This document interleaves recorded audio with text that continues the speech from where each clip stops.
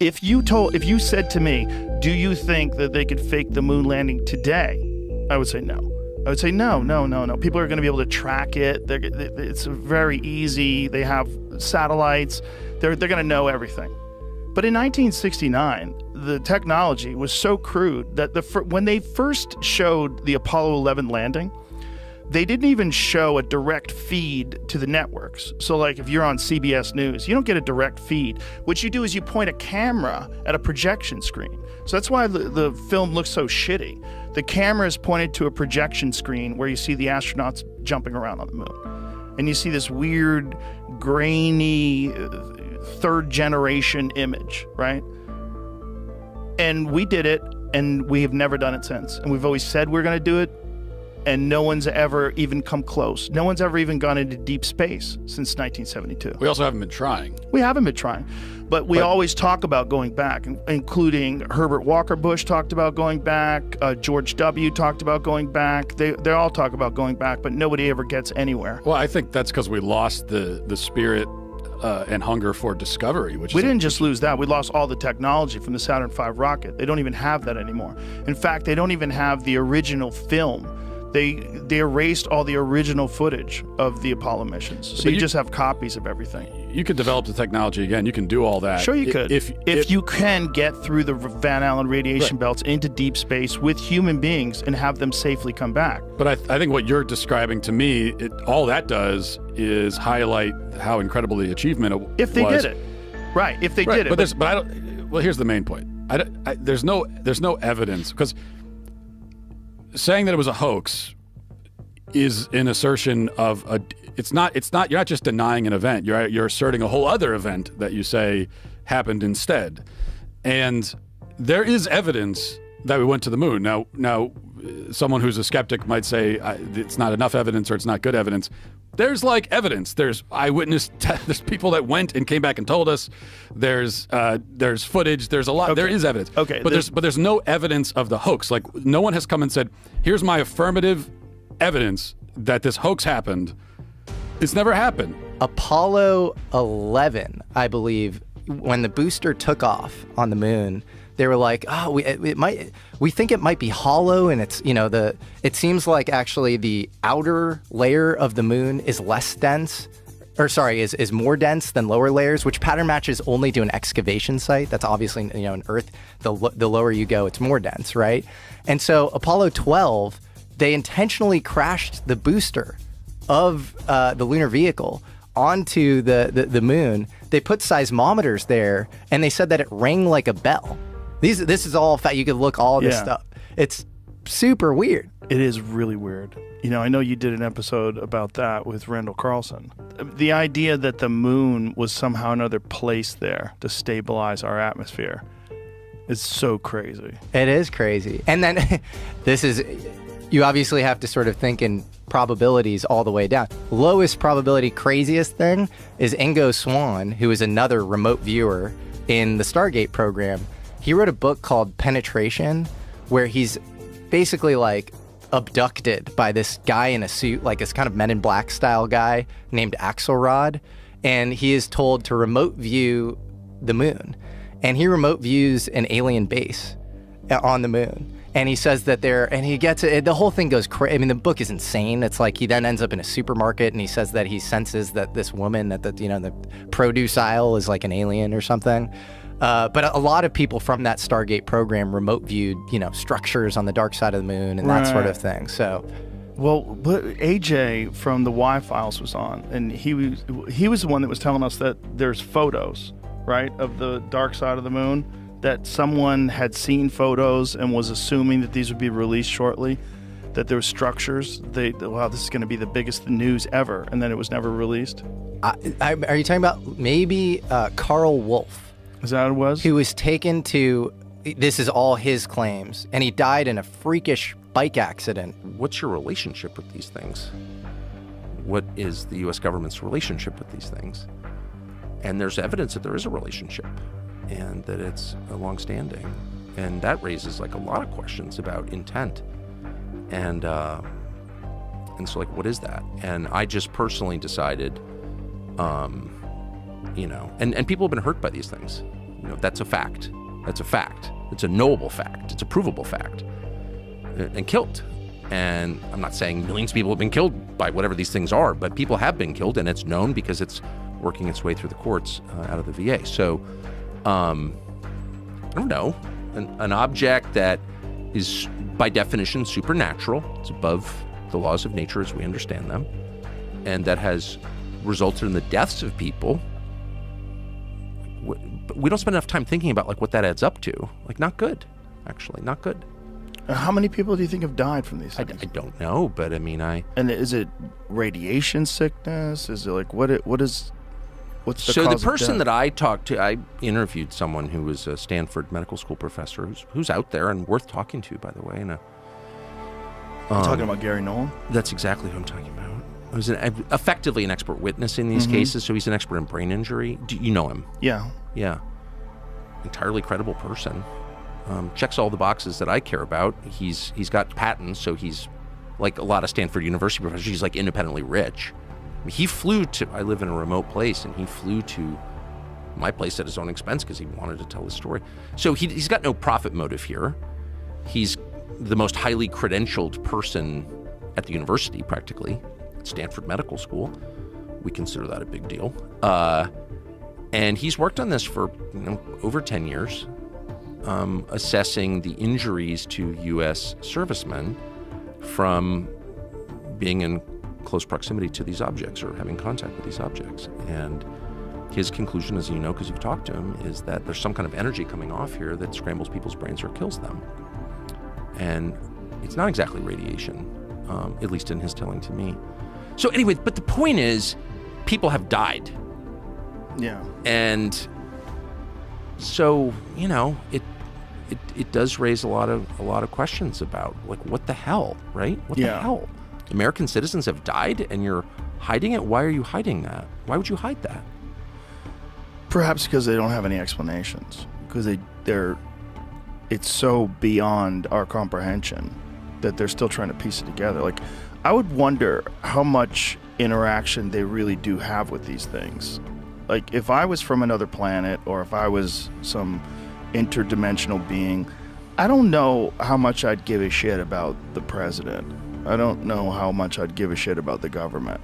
I would probably look at this infantile race, this species, this bizarre territorial apes with thermonuclear weapons, this very weird species. I'd probably look at them as very chaotic, and I wouldn't really have much concern for who's running it. Especially if they have the ability to travel at insane speeds and go undetected. And well, it depends. Like that. Okay, so the template that you're using to understand this is like science fiction, right? These are an advanced race of beings from somewhere else. But the template that every other society before us has used is a spiritual one. Mm-hmm. There is a whole world that we can't see that acts on people, a supernatural world. It's acting on us all the time for good and bad. Every society has thought this before ours. In fact, every society in all recorded history has thought that until, I'll be specific, August 1945, when we dropped the atom bombs on Hiroshima and Nagasaki. And all of a sudden, the West is just officially secular. We're God. There is no God but us. And that's the world that we have grown up in, but that's an anomaly. Like, no one else has ever thought that. There's never been a society that thought that. Every other society has assumed, and they've had all kinds of different explanations, and the details differ, but the core idea does not differ, never has differed from caves until now, that we're being acted on by spiritual forces at all times. And so to someone born before or living before 1945, I think it would have been much more obvious that this is the thing that every society has written about. And in fact, that battle, that unseen battle around us, that spiritual battle, has like been the basis of every society, of every religion, not just Christianity. So like it just, once you discard your very, very recent assumptions, relatively speaking, about how the world works, you're like, well, that kind of seems like the obvious explanation, right? I used to believe in the moon landing. You don't anymore? I had a joke in my act about it, that before COVID, I would have told you vaccine's the most important invention in human history, and after COVID, I'm like, I don't think we went to the moon. Yeah, I know that was in your, but Yeah. you actually think that? I think there is a less than zero possibility that we did not go to the moon. I know. Why do you think we went to the moon? Because it's exactly what you just said about, well, there's a lot of reasons, but the main thing is what you just said about the Earth. The vastness of the conspiracy that would be required to fake that. It's so vast that it's a lot more incredible to believe that we faked it than to believe that we just went. And going to the moon, it's a massive achievement. But I think the greatest human achievement of all time. But even so, to fake it would be even more massive, because not only would you need all of these, the space agencies and all the different whatever people in American institutions to be colluding, but you'd also need foreign governments, including adversarial foreign governments, who at this point certainly would know we faked it, and for some reason haven't blown the lid on it. So they're letting us like take this achievement that they know. Like, why haven't the Russians come out and said all those things you're saying are true? Right. I don't argue with any of the things you're saying. But one of the things that I think you have to consider was, if it's not possible for human beings to safely go through the Van Allen radiation belts and out into deep space without much protection and face the temperatures that are on the surface of the moon, which get up to 250 degrees and 250 degrees below zero in the shadows. There's no environment there. It's hostile beyond belief. Micrometeorites are flying into the moon all the time. They're flying through space all the time. We've never had a single biological organism go out into deep space, past the Van Allen radiation belts, and then come back to Earth and come back alive, except human beings during the Apollo missions. Every single space station mission, every single space shuttle mission, all of them are inside 350 miles from the Earth's surface. The only time human beings have ever been past that and through the Van Allen radiation belts was the Apollo missions. And we were the only humans that were ever able to do that. The Russians never figured out how to do it. No one else figured out how to do it but the Apollo astronauts. And we did it 7 times, 6 successfully, from 1969 to 1972. In the 1990s, Fox had a show called Conspiracy Theory, Did We Go to the Moon? And they aired it on television, prime time. And they got me hook, line, and sinker. And for years, I believed that we didn't go to the moon. What changed you? Mostly talking to Neil deGrasse Tyson, but also critical thinking. Also realizing that I was fully committed to that idea without really exploring the possibility whether that idea was incorrect. And that I had taken everything that I saw in that documentary, which is incredibly convincing, and with 100% confirmation bias, I only looked at that and I didn't look at all the contrary evidence. There's some fucked up stuff about the moon landing, unfortunately. And the fucked up stuff is mostly people that were involved in publicity that were doing stupid things with photographs. Like they had taken a picture of... I'm going into uncharted territory here, just so you know. Like, you're an expert on this. Yes. I've never gone into moon landing denialism, so I don't know about it. Was Buzz Aldrin... who was the guy that was Michael Collins? Michael Collins in Gemini 15. Jamie's like, I've heard this before. He's seen it many times. Pull out that photo. This is what I'm talking about. With the shadow? No. It has nothing to do with that. This is a photo that they put out as an official photograph of Michael Collins doing a spacewalk. But what it actually is a photo of them testing equipment, and they blacked out the background. So he's in this suit that they were doing with testing, and instead, because they really couldn't get good photos in space because no one's out there with him taking his pictures, right? So they lied. They faked it. This is it. So see the one on the left, you see the real photograph. And this is him in a studio where they're working on or warehouse rather, or some sort of a testing environment, working on how to control these harnesses that you would use when you were on a spacewalk. Because that thing, propels him forward and back, and he's learning how to use it. What they did was they just blacked out the background and reversed it, and then they sold that as him actually being in space. So this is probably an overzealous publicist. And there's a bunch of these. There's a bunch of these when it comes to different backgrounds in areas of the moon that are many, many miles apart from each other. It shouldn't be the same background. And more likely than not, what you're dealing with is overzealous publicists, because photographs were incredibly difficult to get, I'm sure. Well, the moral of this story to me, thank God, first of all, that you're no longer a moon landing denier, but also the power of the media and the press. And like, you saw one documentary, right? It was a couple after I saw that. And I saw quite a few. But that sent you down this rabbit hole. You could conceivably give people a bunch of nonsense and tell them about it, knowing that some of it is going to leak, and it's going to make, and it won't be verified, and it's going to make this whole story seem even more ridiculous and make people less likely or reluctant to study it. Totally. And in his case, he says that he was in this, mountain base or whatever, where all of the world's nations were working together as part of some collegial UN style space program or whatever. So that to me might be a little, beyond the pale. And I'm glad you made that point, because that is ufology 101. And I've heard you be incredibly exhausted and frustrated at UFO disclosure.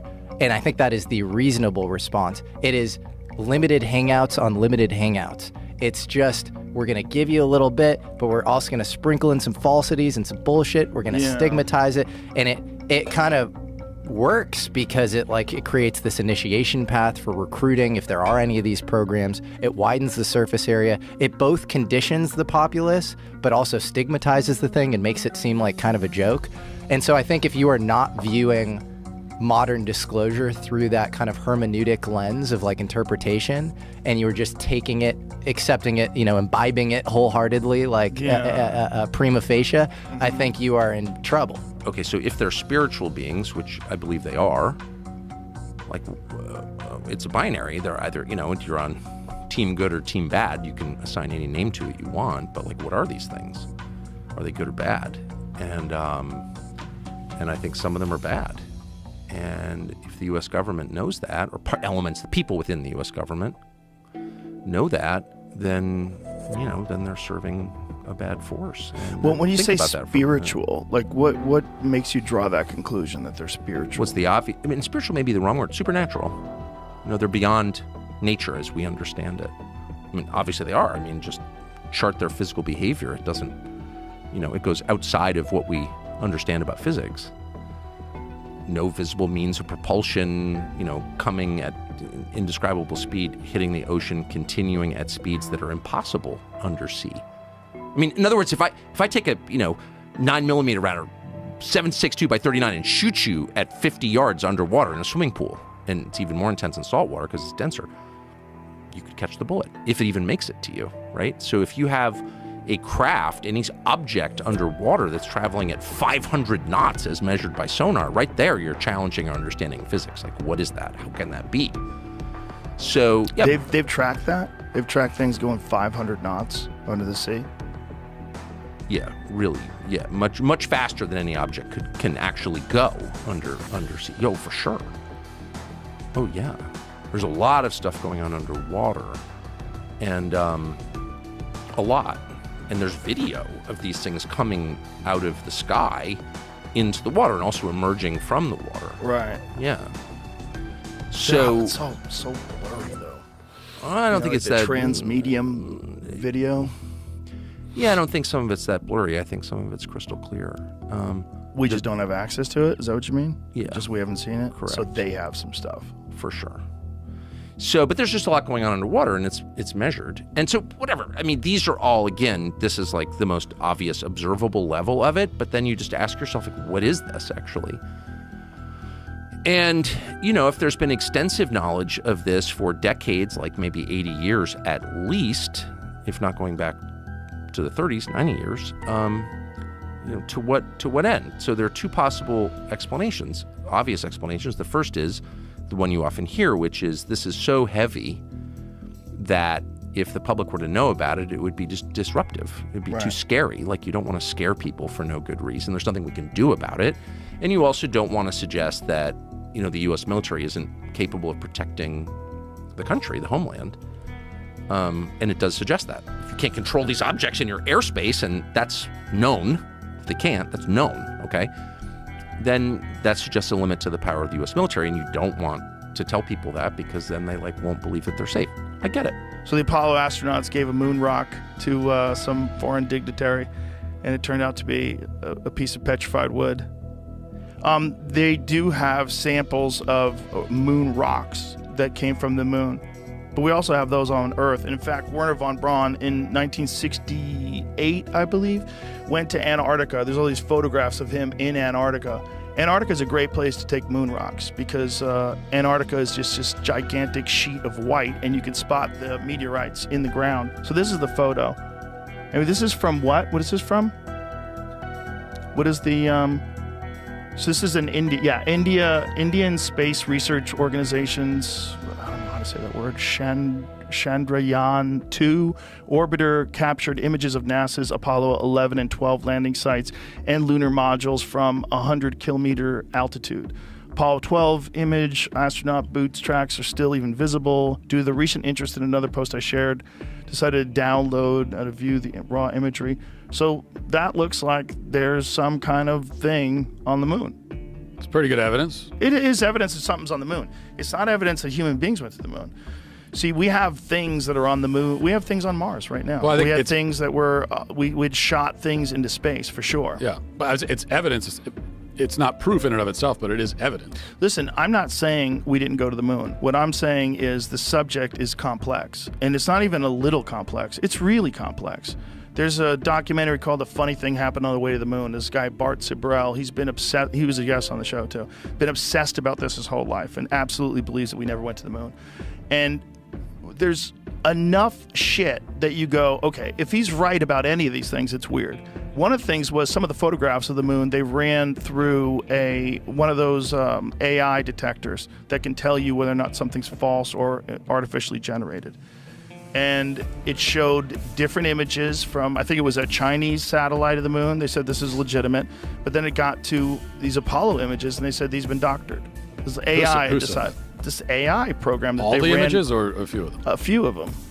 But then other ones were found to be authentic. I don't think so. I think they only ran a few images through.